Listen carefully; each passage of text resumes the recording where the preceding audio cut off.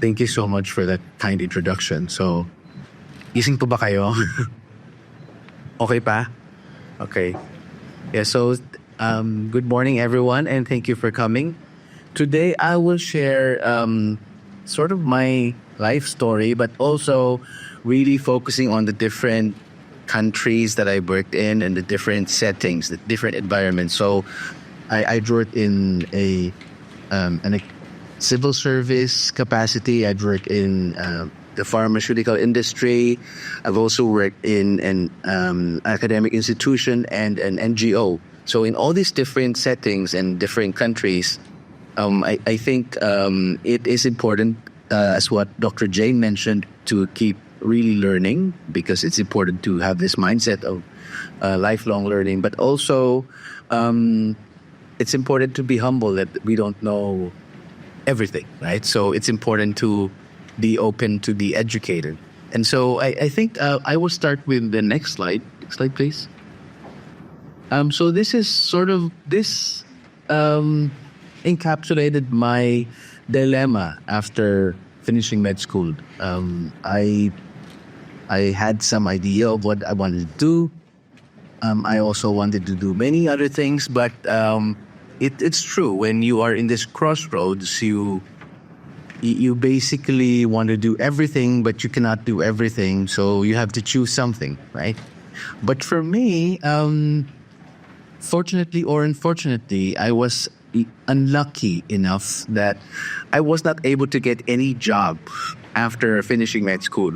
I applied to residency programs. I applied to local NGOs and other companies here in Manila, but I was not fortunate enough to be accepted. And so my journey really started in Singapore, because that's where I first got my job. And there I worked for the government, the Singapore government. So it's under the Ministry of Health, but it's really the Health Sciences Authority, which is the equivalent of our FDA. Next slide, please. So I want to start with this image, because I think you are familiar with this because of COVID. We were talking about COVID vaccines. And if there's something that I want you to remember in this talk, is the continuum of how a drug or vaccine is reviewed, right? So, of course, you have the preclinical study where you use your drug or vaccine in animals. And then you have the phase 1 study where you use it in maybe less than 100 participants. You look at how safe the substance is. And then you move to phase 2 where you give it to more people and you look at the efficacy of your drug or your vaccine. And phase 3 is, of course, the bigger studies where you use it in 1,000 or more people. And then after that, you compile everything, all the data from your preclinical, phase 1, phase 2, phase 3, and you submit it to the FDA. And then the FDA will review everything, all the data from the animal studies. And when I say animal studies, it usually includes studies in mice, studies in sometimes monkeys, studies in dogs, but that's the preclinical, because it's before being used in humans, right? And then FDA will review that and will give you the license or not. And phase 4 is, those are the studies done after a drug or a vaccine is approved. Next slide, please. So when I was in Singapore, so that's just, there's a photo of Singapore, of course, on the upper left. And below that is a photo of where I worked. That's our office. It's called the Biopolis. It's where a lot of the biopharma companies are in. And during that time, I was working on the review, because I was working for the Health Sciences Authority. And this is actually a real photo of my name card when I was working there. So I was a regulatory scientist. This is 18 years ago, a very old name card. And there in that group, I was working with the Innovative Therapeutics group. So it means that we were reviewing all the new drugs and vaccines and technologies coming into Singapore. And during that time, I was able to review vaccines for HPV, or the human papillomavirus. We also reviewed drugs for hemophilia. And we also reviewed antivirals for influenza and other viruses. And because during that time, I was only 25 years old. I was the youngest in my team, and all the other members of my team were people with family and kids, so they didn't want to be sent to overseas for training. So it was always me going to all these trainings, and I actually liked it because I was able to travel, right? So I was sent to Charité in Berlin to study pharmacology. I was sent to Aberdeen to study health economics, and I was sent to University of Leeds to study patient safety and clinical risk management.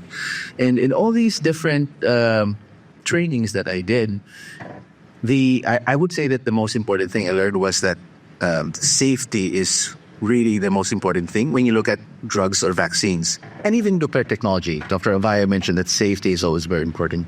And so for me, that was the most important learning in this chapter of my life, that in everything, when you look at drugs, vaccines, or any technology, of course, you look at the benefit and the risk and the safety. So it's always a evaluation of the benefit-risk profile of the substance or the drug or the vaccine. Next slide, please. And then after that, I moved to the industry. So from government service, I moved to the industry. I work for this company, which is now called CSL.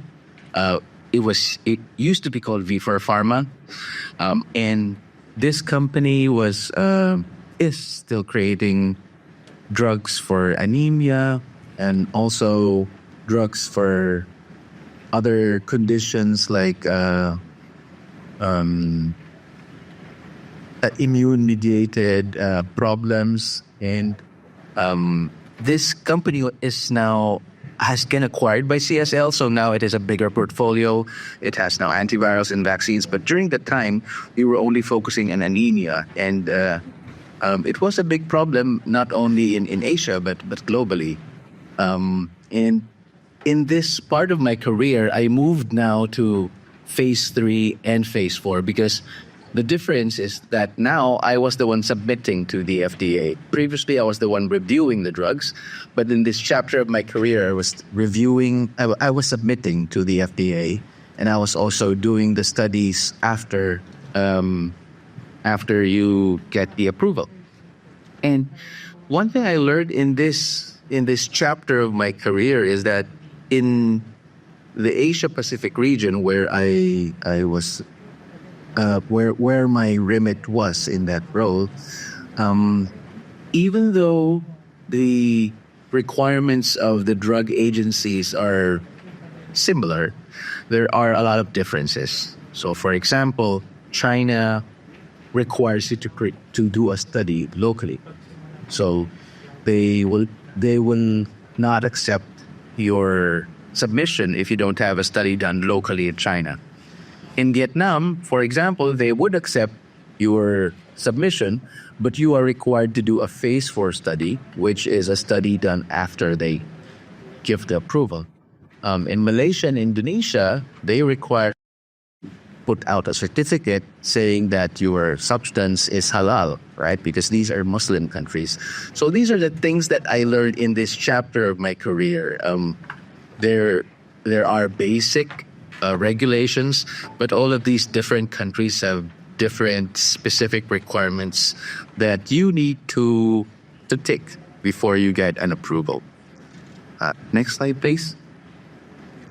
And then this is for me one of the most exciting part of my journey when I moved to Italy, where I initially studied vaccinology and clinical development, but then after that I worked for the company that sponsored that education that I got. And in this chapter of my career, I moved to the phase 2 and phase 3. Basically, I was in charge of creating protocols for the study of phase 2 and phase 3 trials. And we were working on, during that time, influenza vaccines. So we were doing studies in Europe mostly. We also had sites in the Philippines. And if I'm not mistaken, RITM, the Research Institute for Tropical Medicine, was one of those sites that we had here locally. So the photo on top is our laboratory.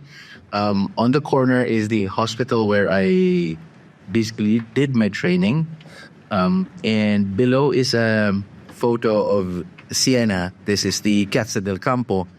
And if you go to Siena, this is the most touristic spot. And if you watch the movie, one of those James Bond movie with Pierce Brosnan, the movie started in this piazza. I forgot the exact name, but it's a James Bond movie.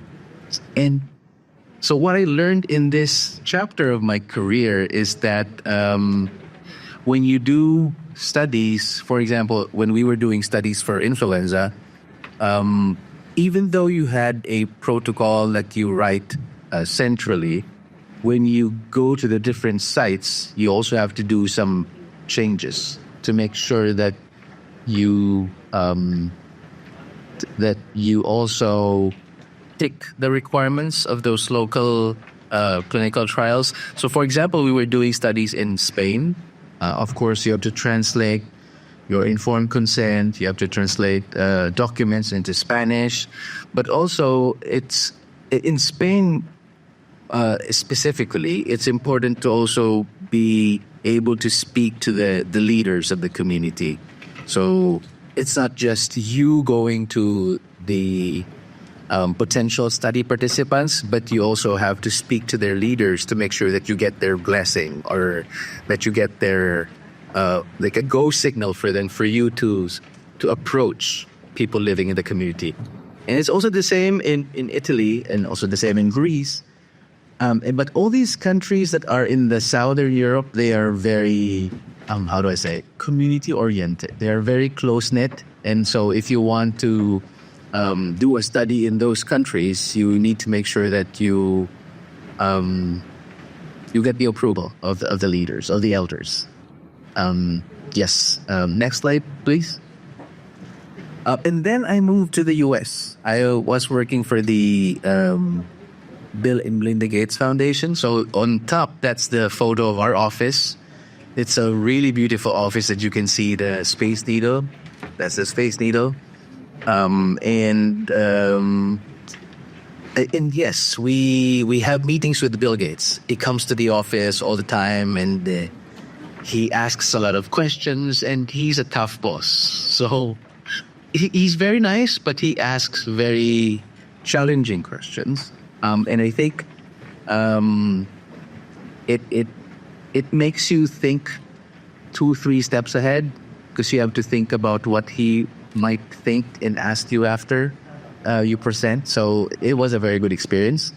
And during the time, I was doing preclinical phase 1 and phase 2 studies. So my work was specifically on TB vaccines. So Dr. Ellie will tell you more about TB, but I will just say that we were trying to make a new TB vaccine. We have a TB vaccine. It's called BCG, Bacillus calmette-Guerin vaccine. It's a very old vaccine. It's over 100 years old. And during that time, our goal was to create something, probably a vaccine that has better efficacy, or a vaccine that could probably be therapeutic. And at the moment, we still don't have that kind of vaccine, but we are already nearer to a vaccine candidate from GSK and another one from Novavax. But I think in the next 2 years, we'll hear more about that. So the photo below is actually the University of Cape Town. I was a visiting scientist there for 4 months. And it was also one of the best experiences of my life, because Cape Town is a very beautiful city. And if you get a chance to visit Africa, it's something that you should consider going to. Also, I was very fortunate because during that time, I was a lecturer at the Department of Global Health and the University of Washington. And I also did a stint at the Curry International Tuberculosis Center in San Francisco. I think it's now called the Zuckerberg General Hospital because Mark Zuckerberg is the biggest supporter of the San Francisco General Hospital. Next slide, please. And then, so this is now my current, basically the current chapter of my life. I lived in Switzerland. And now I'm doing phase 4, phase 3, basically, studies. And this is when COVID happened, right? So before COVID, I was focusing on a dengue vaccine. As you may all be aware of, we had some dengue vaccine issues many years ago with 𝗤𝗏𝗃𝗃. So we were trying to create a second dengue vaccine. And by the way, this vaccine has now been approved in many, many countries. It's not yet approved here locally, but it's approved in over 30 countries, I think. And we had to stop some of our activities because COVID happened, and we had to shift on COVID vaccines. During that time, we were collaborating with Moderna. I'm sure you're aware of Moderna. They have an mRNA vaccine, and they worked with us to have the vaccine approved in Japan and actually also here in Asia Pacific. So it was one of those, but of course, for all of us, COVID was like a once-in-a-lifetime thing, right? But also for me, most especially when we were working on this mRNA technology, which was very new, it was very intellectually stimulating, but also risky, right? Because if this vaccine had, let's say, side effects after, then it would be a very, very big global issue. And we are happy to say that at the moment, this is still considered a safe vaccine, the mRNA technology. And what I learned in this chapter of my life is that collaboration is really very, very important. Dr. Abaya mentioned that.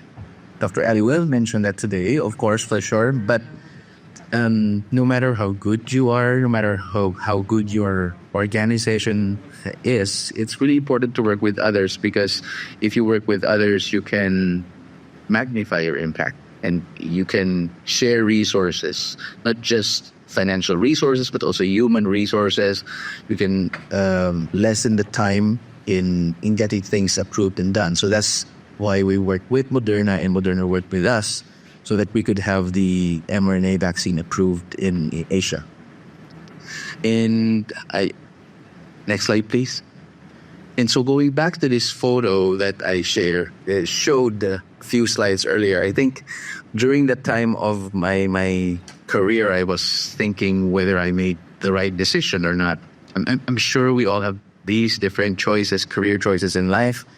And so this was already 18 years after graduation.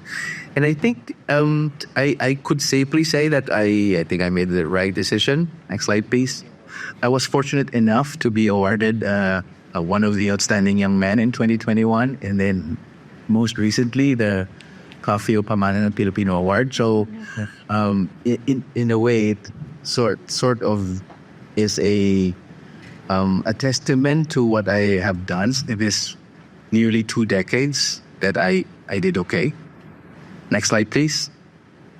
And these are some of the skills I think that you students should develop.